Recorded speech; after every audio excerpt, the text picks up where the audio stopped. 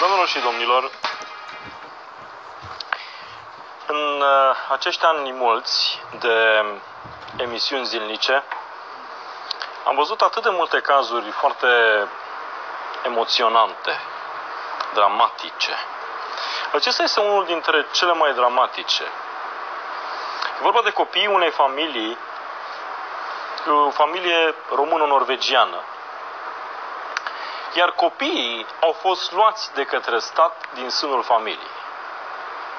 Serviciile sociale din Norvegia au intervenit pentru a prelua custodia a 5 copii a acestei familii, dintre care unul sugar,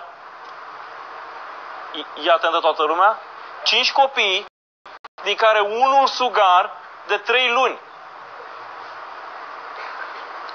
Pe 16 noiembrie, 4 copii ai familiei Bodnariu au fost luați cu forța de autorități fără nicio explicație pe baza unui denunț și pe un motiv de creștinism radical. Pe 17 noiembrie a fost luat din casa familiei Bodnariu și bebelușul de 4 luni. Cei 5 copii au vârste de 9 ani, este o fetiță, 7, 5, 2 ani și 4 luni. Din 16 noiembrie, doar soția a avut dreptul să-l vadă pe băiețel de 2 ori, un copil de 3 luni. Și doar pe bebeluș l-a văzut soția de când a fost preluat din casa familiei. Fetele nu au avut dreptul să le vadă. Avem o fotografie cu această familie. Mihail, o avem. Iată aici o fotografie. Cred că sunt niște straie, nu știu exact să le localizez, dar foarte frumoase. Nu știu dacă fotografia e realizată în România sau în Norvegia, dar iată, în Norvegia. În Norvegia. Dar iată familia. Acest caz, vom intra în legătură directă și cu familia din Norvegia, a intrat în vizorul autorităților române, iar cei 2 senatori care se află în această seară, mă refer la domnul Titu Scorlățean, fost ministru de externe și președinte în Comisia Schengen, dar membru în Comisia de Politică Externă și senatorul Ardelean, secretarul al Comisiei de Politică Externă din Senat. Iată mai multe fotografii. Au audiat. Ați prezentat, mă gândeam că e vorba de vreun caz social sau ceva, dar nu e vorba de așa ceva. O să vedeți. Se vede din fotografii? O să vedeți, nu. Cred că toată lumea vede, e o familie fericită. Sunt, iată, niște fotografii de familie fericită, bine îmbrăcați, bine hrăniți. Înțeleg că tatăl lucrează chiar la primărie acolo în localitate. La primărie, da. Iată aici o imagine cu toată familia în timpul liber, în vacanțe, imagini, cred că iată e la Washington, nu pare Casa Albă în spate. O familie frumoasă. Statul norvegian le ia copii. O să înțelegeți de ce, o să vedeți toată povestea, pentru că o vom relata în această seară. Aș vrea să întreb pe colegii mei dacă avem legătura. Marius Bodnariu, cetățean român rezident permanent în Norvegia și locuiește cu soția sa de 10 ani în Norvegia, lucrează în domeniul IT, la stocarea și securizarea de date, la protecția copilului chiar. Soția Ruth este asistent medical la Spitalul Central de Pediatrie. Bună seara! Cu toate că nu este deloc bună probabil pentru dumneavoastră, vă mulțumesc că ați acceptat să vorbiți în exclusivitate despre această situație. Am să-i rog pe cei 2 senatori care sunt la curent cu cazul dumneavoastră să intervină atunci când vor considera acest lucru, fără să-mi ceară desigur permisiunea, simțiți-vă liberi. Aș vrea să vă întreb, domnule Bodnariu, doamna Bodnariu, ce s-a întâmplat? Cum este posibil așa ceva? Bună seara, domnul Mihai, și bună seara tuturor celor ce ne văd acum. Permiteți-ne să și mulțumim. Să mulțumim celor care ne-au susținut și am simțit-o în momentele astea care nu ne-am fi închipuit niciodată că o să trecem prin ele, cu atât mai mult cum o să le suportăm. Am simțit un sprijin foarte mare și credem că Dumnezeu răspunde la rugăciuni în feluri în care nu ne așteptăm noi. Cum s-a întâmplat, domnule Bodnariu? De la ce a pornit toată această nebunie? Cum să vă ia copiii? Cum să vă ia copilul sugar de 2 ani? Care este, de fapt, cum s-a întâmplat efectiv, cu date exact?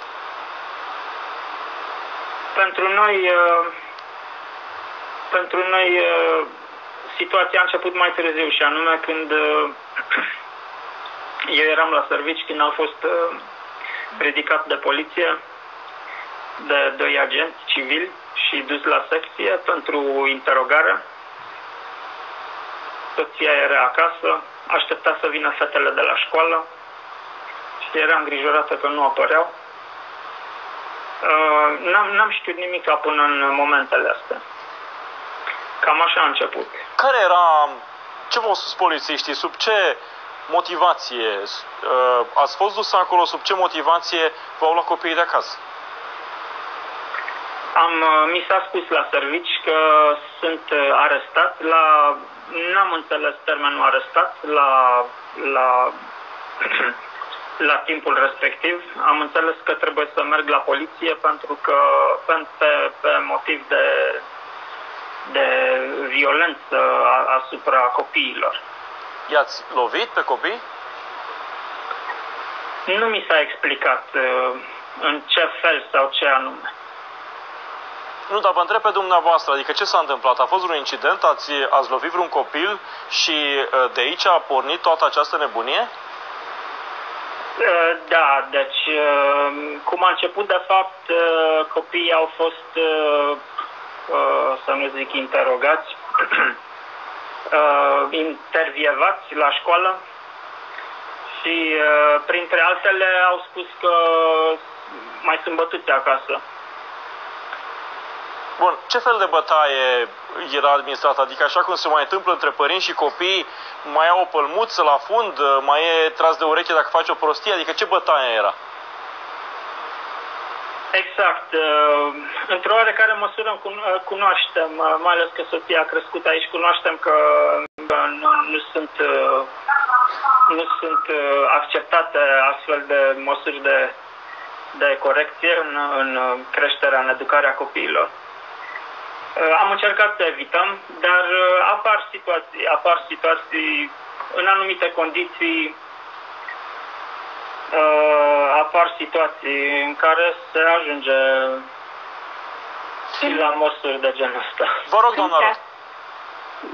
Da, când în situații de stres, când se ceartă copiii, când se întâmplă mai multe, cum am spus și la poliție, când țin un copil în brațe și mâncare pe foc și doi că ceartă, atunci, dar când nu e așa curăpătoare decât trebuie.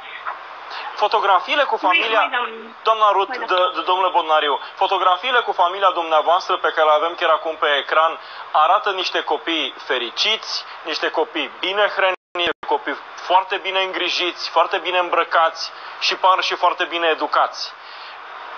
În România, și nu doar în România, există această tradiție a unor corecții, cum spuneam, o pălmuță la fund, un tras de ureche. Probabil că mulți dintre noi am mai trecut și prin astfel de lucruri. Despre astfel de corecție era vorba? A fost vreodată vreo bătaie mai violentă? Sau puteți să ne explicați exact? Da. Vă rog. E corecție din asta, cum în România, da, nu e considerat violența și în Norvegia, păcate, asta e penibil. Penal. E penal. Da, putem să spunem. Puteți să-mi spuneți exact despre ce e vorba? Adică i-ați luat de ureche sau a fost o bătaie la fund sau ce a fost exact? Da, așa. Noi am mai luat de ureche, o palmă la fund. Dar niciodată nu v-ați bătut copiii cu violență. Erau doar acest gen de, eu știu, de educație, nu? Da. Da, disciplină fizică. Bun, întrebare. La școală, unul dintre copii a spus că a primit o astfel de pedeapsă și de acolo a început totul? Da. Exact. Am înțeles, directoarea este obligată prin lege să anunțe o astfel de situație, să o anunțe la protecția copilului, ceea ce a și făcut, fără ca să ne spună nouă sau să ne anunțe. Totodată a și menționat către protecția copilului că nu este cazul de un abuz în familie, de un abuz grav. Sigur, este vorba de o discuție pe care protecția copilului ar putea să o aibă cu noi, niște îndrumări. Cam așa a plecat mesajul la protecția copilului. Bun, înțeleg că ceea ce vrea să facă statul norvegian în momentul de față este chiar să treacă la înfierea copiilor? Da, urmează să înceapă o procedură prin care să ni se ia drepturile parentale și statul norvegian să aibă dreptul să pună copiii spre adopție, să pună copiii spre adopție. Dacă îmi permiteți să intervin în această discuție, pentru prima dată când văd pe domnul Marius și pe doamna Ruth, am discutat zilele trecute la telefon de câteva ori. Este un caz care, din momentul în care am aflat de el, pe noi cel puțin ne-a șocat și suntem mai mulți care am dat un interes deosebit acestui caz. Adică pe declarația unei fetițe de 10 ani care au spus, da, părinții m-au mai zguduit acasă să iei 5 copii dintr-o dată, într-un mod cât se poate de abuziv, din sânul familiei, să-i duci nu știu unde, pur și simplu să dispară din familie și în același timp să fie despărțiți unul de ceilalți, să afli că sunt la 100 de kilometri distanță și să nu știi dacă ai ocazia să-i mai vezi sau nu, sau când ai ocazia să-i vezi, ca apoi o agenție independentă să ancheteze această situație și să ajungă la concluzia că mai au nevoie de luni de zile să mai facă o evaluare asupra familiei și în același timp să le pună în vedere că vor începe procedura de adopție, adică să-i dea altora, cel puțin această chestiune mie personal mi s-a părut una foarte disproporționată și una extrem de abuzivă, fără niciun fel de rezervă față de autoritățile norvegiene. Și în acest context, împreună cu colegul meu, cu senatorul Titus Corlățean și cu alți colegi, am încercat să aflăm mai multe informații. Practic asta ne-a interesat în prima etapă. Să vedem unde suntem, ce facem, de ce am ajuns aici. În urmă cu câteva săptămâni am avut o întâlnire a Comisiei de Non-Discriminare în Consiliul Europei, unde am fost de asemenea împreună. Senatorul Corlățean a ridicat această problemă acolo, am dezbătut-o și apoi am decis ca să așteptăm o ultimă negociere care a avut loc acum 2 zile. Când am aflat de negocierea respectivă și anume rezoluția acestei negocieri, adică o amânare a unei decizii și în același timp declanșarea unei proceduri de adopție, am decis să facem ceva. Și cred că este un context în care statul român trebuie să-și apere cetățenii. În același timp este un context strigător la cer, pentru că 5 copii sunt luați de la familie, duși în altă parte, despărțiți unul de celălalt, prin proceduri care pur și simplu, indiferent de modul în care acestea ni se explică, ni se par că sunt dincolo de orice fel de rațiune și în același timp orice fel de logică, inclusiv juridică, etică. Și chestiunea respectivă, mie personal, mi se pare o chestiune care trebuie să suscită interes din partea statului român, a tuturor factorilor implicați și cred că familia Bunaru are toată nevoia de susținerea noastră în acest context. Însă îl las și pe colegul meu, Titus Corlățean, să exprime câteva chestiuni pe care le-am făcut în această perioadă. Da, eu în primul rând vreau să-i mulțumesc lui Mihai Gădea și echipei de la Antena 3 pentru că face această emisiune. E foarte important pentru că, și cu ocazia asta vreau să Îi salut pe Marius și pe Ruth. Până acum n-am auzit uneori în lungi convorbiri telefonice noaptea.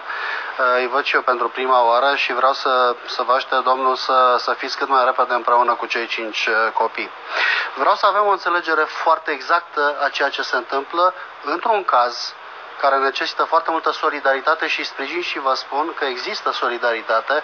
Sunt foarte mulți, vorbim de 10.000 de români care sunt activi pe internet, semnează petiții în România, în Norvegia, în Statele Unite. Au început demersuri inclusiv pe lângă Congresul American, din câte cunosc eu, iar astăzi am început demersuri pe lângă autoritățile norvegiene. Am invitat-o pe doamna ambasador la Senat, pentru că sunt fost ministru de externe, sunt senator, colegul senator de asemenea în Comisia de Politică Externă și am avut o discuție extrem de oficială. E nevoie de foarte multă solidaritate și credem, în baza avizului familiei, subliniez, că de astăzi începând este nevoie de implicare politică și diplomatică foarte clară.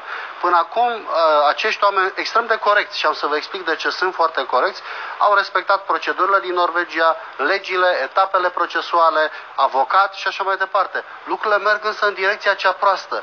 Dar această situație care este dramatică, eu am o fată și este majoră, are 19 ani, dar la această situație eu nu vreau să mă gândesc la ipoteza în care cineva ar îndrăzni să-mi ia fata.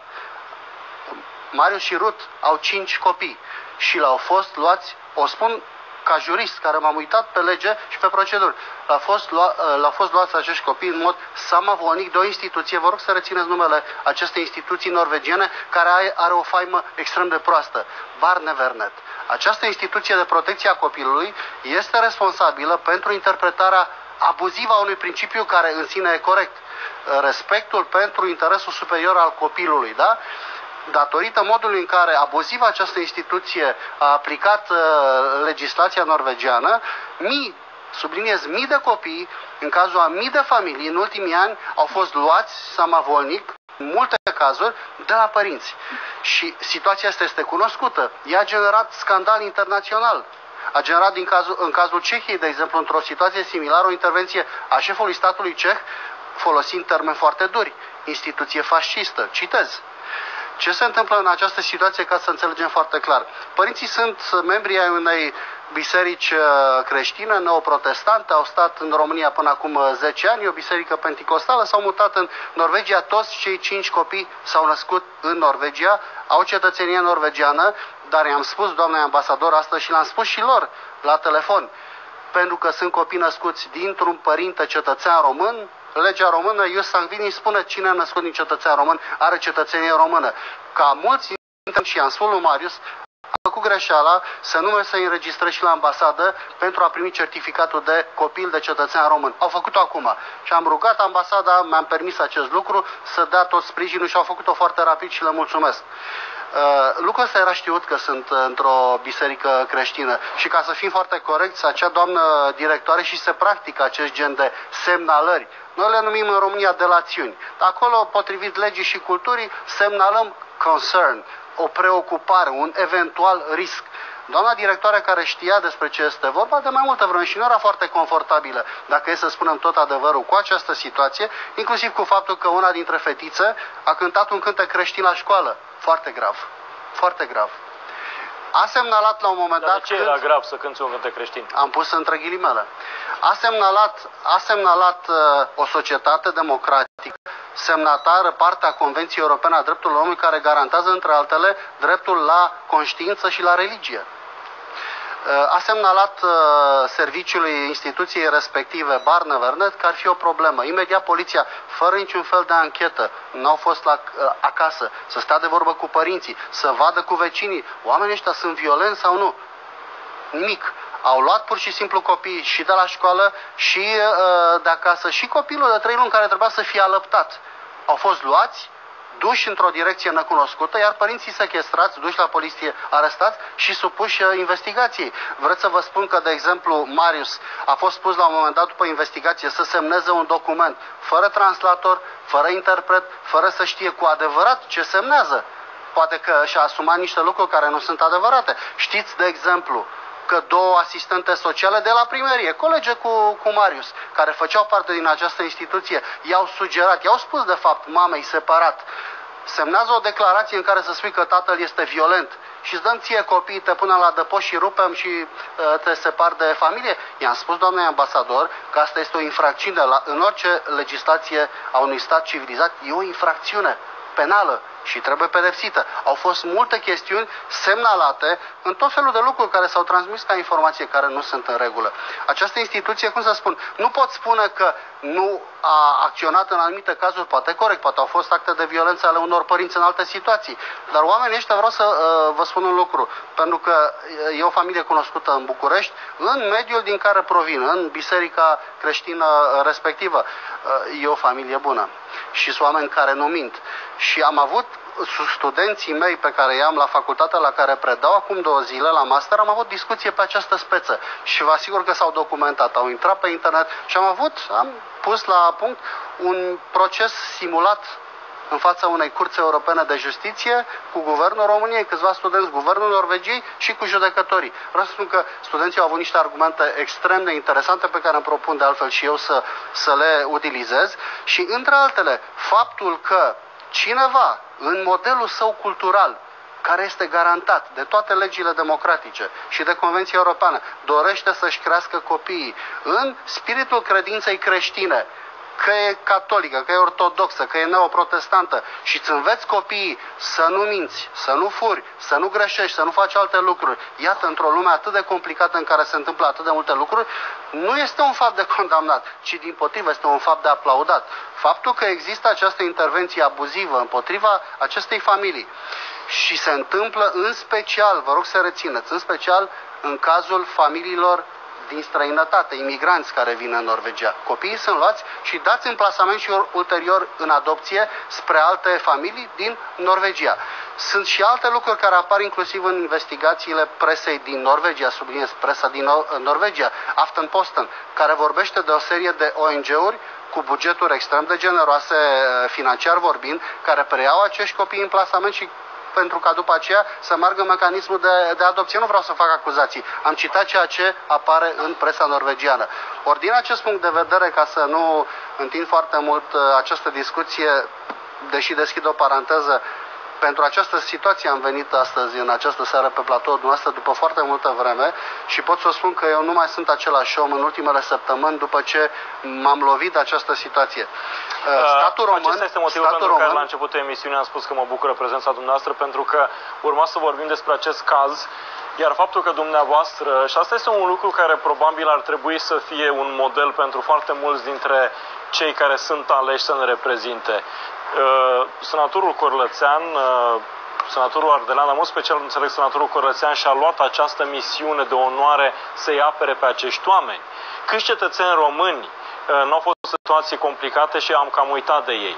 Iată că este un exemplu, sper, în care, vă spun sincer, direct și personal, eu niciodată nu am aplicat corecții fizice, nu am lovit fata, niciodată, niciodată. Acum însă, faptul că cineva a făcut lucruri de felul ăsta, nu știu, l-a luat de ureche, s-a dat o palmă la fund, ai luat copiii, nu doar că este ilegal conform tuturor normelor de drept, dar este inuman. Iar faptul că dumneavoastră faceți acest lucru și vă bateți pentru dreptate, mi se pare un lucru de onoare. Dacă îmi permiteți, domnul general, vă rog. Treaba asta cu ce face un senator sau altul contează mai puțin, dar oamenii ăștia au nevoie în clipa asta de foarte multă solidaritate și sprijin. Și apropo, cei care sunt creștini cu adevărați, acești oameni au nevoie de foarte multă rugăciune acum, pentru că, apropo, se apropie un Crăciun și fiecare suntem părinți aici, din cei care suntem pe platou, sau aproape toți. În cazul nostru, noi vom fi cu copiii noștri. În cazul lor, sunt șanse serioase să nu fie cu copiii lor. Și e nevoie de foarte mult sprijin și solidaritate în clipa asta pentru părinți și dorința de a-i ajuta pentru refacerea cât mai rapidă a familiei. Iar de aici începând, autoritățile statului român, care deocamdată au fost discrete pentru că au fost niște proceduri în Norvegia și era bine să încerce să rezolve aceste chestiuni. Dar ieri sau alaltăieri li se spune în același timp o chestiune în februarie cândva în sfârșit facem ancheta aia, după atâta vreme, da? Și ne lămurim. Și în același timp li se spune, dar dăm drumul la procedura de adopție. Păi vreau să vă spun că pe baza legii norvegiene, dacă se dă drumul la procedura de adopție, copiii sunt separați și nu mai revin la părinți. Ori bătălia este în clipa de față și statul român are obligația, pentru că acei copii sunt cetățeni români, la nivelul guvernului, la nivelul autorităților, pe canal bilateral să ridice această problemă. Nu într-un sens agresiv sau isteric, pentru că și aici trebuie să separăm lucrurile. Noi, România și Norvegia, au o relație cu totul specială. E o relație politică, strategică, excepțională. Și noi, de exemplu, avem foarte multe a mulțumi Norvegiei, dar separând lucrurile, pentru cazul unei familii și pentru copii, statul român trebuie să se bată, inclusiv dacă este nevoie, să meargă la Curtea Europeană a Drepturilor Omului într-o plângere interstatală. Sunt multe alte de spus, există foarte multă solidaritate și sunt convins, cu ce faceți dumneavoastră în seara asta, cu ce fac foarte mulți români și de acum înainte, după ce au văzut emisiunea, autoritățile norvegiene, care până acum au tratat această instituție ca fiind, noi nu putem să intervenim, e stat în stat. Este interesul? Nu. Treaba devine mai politică. Domnule Corlățean, interesul este foarte important. E prea mult să cerem ministrului de externe Lazar Comănescu, un diplomat cu foarte multă experiență, să facă o vizită fulger la Oslo pentru acest caz? Eu mă gândesc că din punct de vedere uman n-ar trebui să fie niciun fel de reținere. Mă gândesc și la președintele Klaus Iohannis, mă gândesc și la premierul Dacian Cioloș. Eu cred că ăsta este un caz pentru care ministrul de externe, șeful diplomației al țării tale, trebuie să meargă de urgență la Oslo 24 de ore, să dea un semnal de fermitate, pentru că una este să discutăm noi aici la televizor, e adevărat, mass media e influentă, și cu totul altceva este să activezi un canal oficial, cum spunea Titus Corlățean.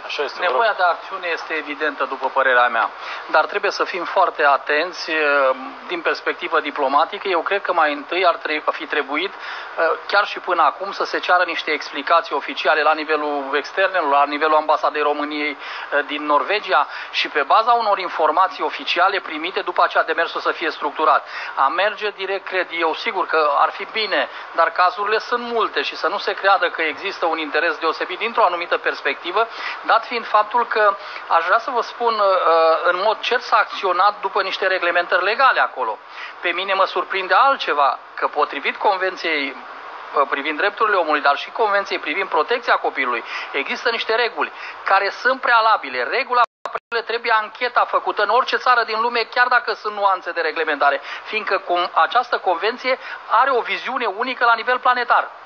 Din această perspectivă, ancheta socială care trebuie făcută, în care în mod cert ar fi trebuit să se discute în prealabil cu părinții, după aceea cu rude, cu prieteni, cu vecini, autoritățile locale, dacă au mai avut asemenea incidente, cum sunt cunoscuți, și sigur în acest context să se realizeze acest lucru. Nu să separi copiii. Deci e unul, după părerea mea, dintre cele mai grave abuzuri care se pot face, să separi copiii la o vârstă atât de fragedă, unul de altul, și pe părinți să-i separ de ei. Deci este, după părerea mea, inadmisibil după toate regulile. Și cele, dacă vreți, ale convențiilor internaționale, dar și după buna credință și ca oricare creștin sau ca oricare trăitor în lume. Ori din această perspectivă eu cred că se grește și că ar trebui o acțiune un pic mai întărită, dar nu direct să mergem prim-ministru, președinte, zic eu. Cred că la acest nivel se poate ajunge într-o perspectivă mai largă, mai ales că subliniez, cum spunea și domnul Corlățean, personal, în calitatea pe care am avut-o în România la un moment, am simțit sprijinul extraordinar al Norvegiei pentru România și acum sunt proiecte finanțate de zeci de milioane de euro. Și asta nu înseamnă că trebuie să se tolereze față de un cetățean român o formă de abuz a unor organizații, cum se spune, neguvernamentale. Și închei, domnul Gâdea, spunând un lucru. Dacă lucrurile sunt reale, așa cum a spus domnul Corlățean, că de la emigranți de regulă se plasează și se dau acest lucru, atunci sigur trebuie să fim foarte atenți la nuanță, să nu se creadă că e o politică de stat în acest context, și cred că nu este, zic eu, și ar trebui intervenit, așa cum am spus, la organizațiile internaționale și există suficiente care să se implice. Mulțumesc. Nici nu am procedat altfel decât exact după rigoarea diplomatică pe care o respectăm, înainte de a declanșa orice fel de procedură din partea statului român, am convocat astăzi la Comisia de Politică Externă și am avut onoarea să avem împreună cu noi acolo pe doamna ambasador. în care am avut o discuție de informare foarte clară din partea noastră și de asemenea din partea domniei sale, în care am cerut să fie tratat cu celeritate acest caz. Pentru că termenii pe care noi am auzit în februarie, o să mai facem o întâlnire a comisiei, o să mai discutăm, în 11 ianuarie va fi nu știu ce altă întâlnire, pentru noi și din punctul meu de vedere fiecare oră este o dramă, este o traumă pentru familie, pentru copii și este inacceptabil să avem termeni de genul acesta. Fără o analiză, așa cum spunea domnul profesor, asupra familiei lărgite, asupra vecinilor. Doamna ambasador a recunoscut astăzi că au fost mii de e-mail-uri care le-a primit deja ambasada. Deja pentru sâmbătă este aprobat un protest în fața ambasadei. Am avut discuții deja la Consiliul Europei, am avut deja discuții și am semnat în calitate de membri în Consiliul Europei, am semnat deja o întrebare către Consiliul de Ministri. Și aceste proceduri pe care deja le-am demarat sunt pe cale să clarifice această situație care din punctul nostru de vedere este disproporționată în comparație cu actul în sine. Și cred că această chestiune este o chestiune care ne privește pe noi toți, că până la urma urmei nu este un caz singular care s-a întâmplat datorită acestei agenții independente, chipurile. Și scuzați-mă, să mă scuze, domnul senator, nu este prima familie de români. În cazul ăsta este o familie mixtă, dar a fost și un alt caz român faimos care a fost prezentat de mass media. Nu e prima oară când se întâmplă acest lucru. Și aici trebuie să-i spun domnului general că după atâția ani de meserie în chestiunea asta de relații externe, credeți-mă că am fost extrem de atenți la pașii respectivi. Sunt convins. Ori, din acest punct de vedere, faptul că până la urmă, și Marius știe, i-am pus în legătură cu oameni pe care eu știam din Norvegia de foarte mulți ani. Unii dintre ei având pregătire juridică foarte bună și sfatul lor a fost urmați procedurile norvegiene pas cu pas, dar s-a ajuns la un moment de inflexiune în care li se spune practic foarte clar, începem procedurile de adopție. Dacă se întâmplă acest lucru, îmi pare rău, va fi foarte greu ca acești copii să se întoarcă. Ori din acest punct de vedere, unul trebuie să știți, centrala mea știe conducerea Ministerului de Externe și am discutat... Trebuie acțiune rapidă, urgență în acești oameni, ambasada a acționat, dar acum este momentul în care, după această discuție, și aici subliniez, există bună credință și la nivelul ambasadei și ambasadorului norvegian și la nivelul autorităților norvegiene. Există un mecanism care a fost așa împuternicit, autonomizat, care a funcționat și a generat drame. Ori acolo e o problemă de sistem, e o problemă, iată și aici în cazul acestei familii și din acest punct de vedere și bilateral și internațional și ridicând în Consiliul Europei și în alte foruri, într-adevăr am semnat astăzi o interpelare Comitetului Miniștrilor Consiliului Europei, trebuie să ne mișcăm pentru că timpul trece și familia trebuie reîntregită rapid. Doamna Cătăniciu. Da, vreau doar să spun că mă gândeam în timp ce domnul Abraham vorbea de faptul că această procedură avea în mod cert la bază niște reglementări legale. Mă gândeam că și la noi în țară foarte multe abuzuri pe care le-am văzut din partea unor instituții publice au avut la bază la fel reglementări legale.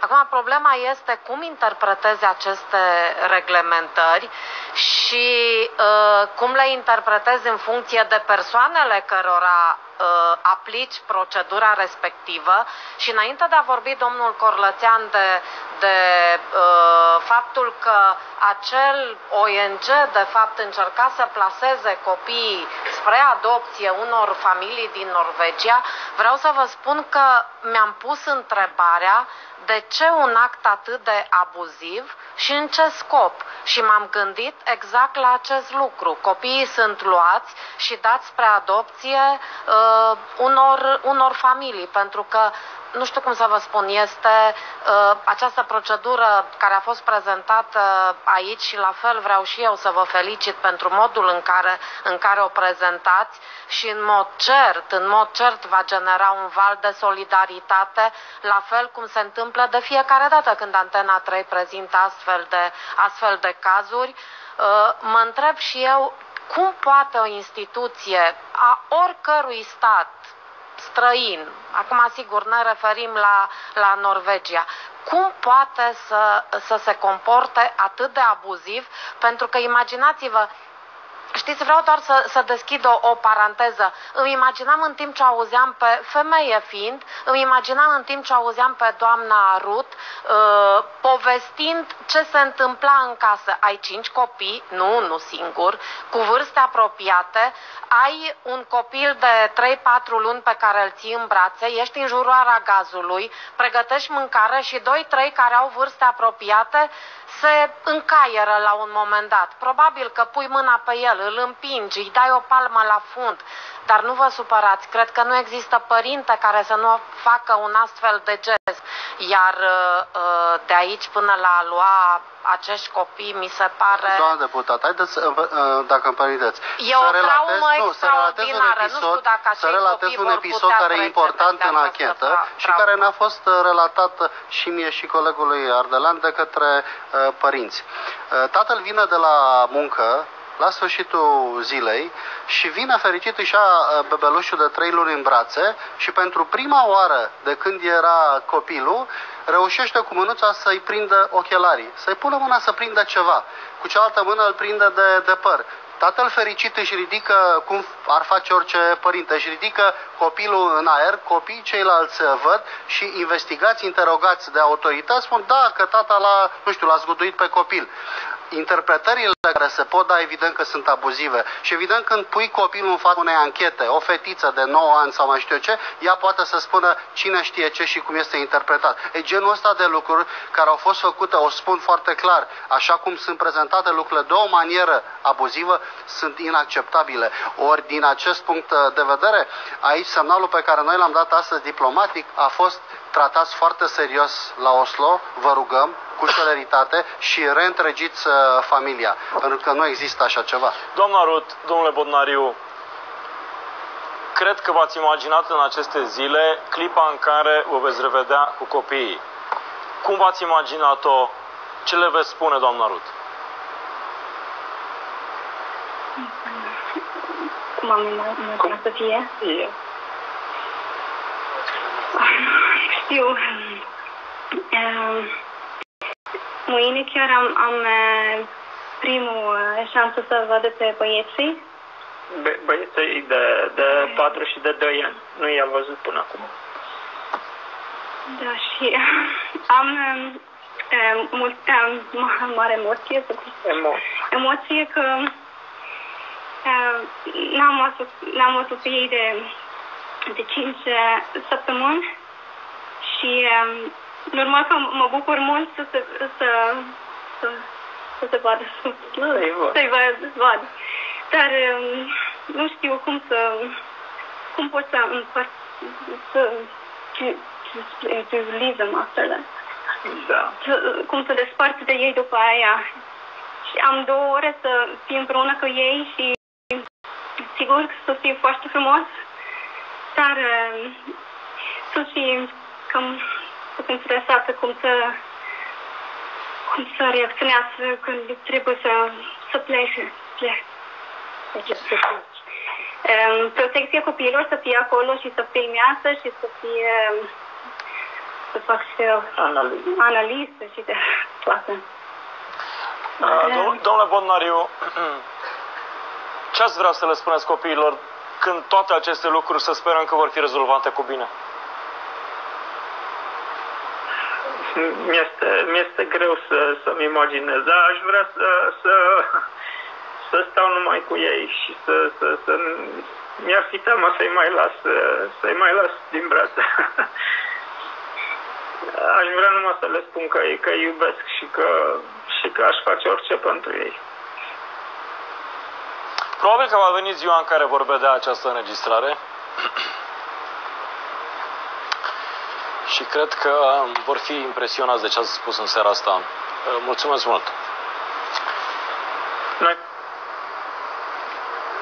Știți astăzi ce făceau părinții când împreună cu colegul Benoni am vorbit din nou cu tatăl? Am întrebat pe Marius, ce faci, Marius? Mi-a spus, încercăm să facem cumpărături, să luăm niște cadouri, pentru că ni s-a transmis că avem dreptul să le trimitem cadouri de sărbători copiilor. Nici el n-a mai putut să vorbească, nici noi n-am mai putut să vorbim. De asta spune ce dramă uriașe în clipa de față într-o familie care a avut păcatul, între ghilimele, de a fi creștină și de a-și crește copiii poate cu mai mare strictețe față de, nu știu, de păcate, de greșeli, nu știu. Dar faptul că într-o Europă civilizată creștinismul poate fi considerat ca fiind ceva radical când avem de-a face cu radicalizare de altă natură adevărată în alte părți ale lumii, mi se pare ceva ce foarte greu pot să înțeleg.